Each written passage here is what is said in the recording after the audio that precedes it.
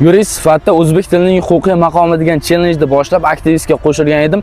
O'zi Instagram tarixlarimdan javoblar kelishni boshladi. Vse Dile Doma degan magazin bu qanaqa magazin? Bilganlar yozib yuboringlar deb Instagramga tarix joylagan edim. Obunachilarim javob berdi. Rus tilini bilmasligingiz alam qilib ketdimi deb. Bizlar shunaqa odamlarmiz endi nima deysizlar, o'zimizni tilimiz uchun kurashib yotgan insonlarning ustidan kulamiz. Xuddiki jadidlarning ustidan bizlar qanaqa kulgandik?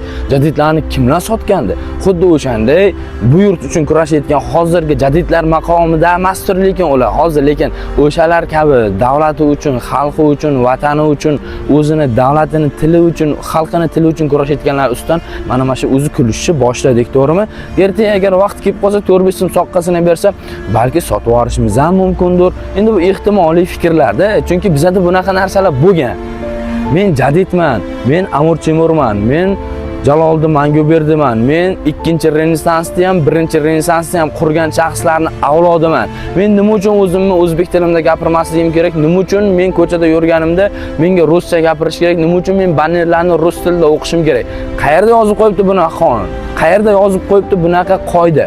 Davlat tili to'g'risida qonunda yozib qo'yilgan. O'sha bannerlar ham magazinning tepasiga Vse Dile Doma deb qo'yilgan. O'sha yerga yozib qo'y, hamma jihozlar uy uchun deb.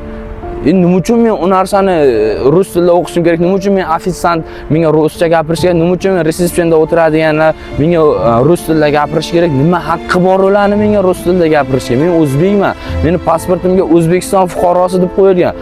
O'zbekiston Respublikasi davlat tili to'g'risida qonunda o'zbek tili davlat tili deb qo'yilgan. Rus tili yoki ingliz tili yoki nemis tili yoki fransuz xitoy tili deb yozilmagan.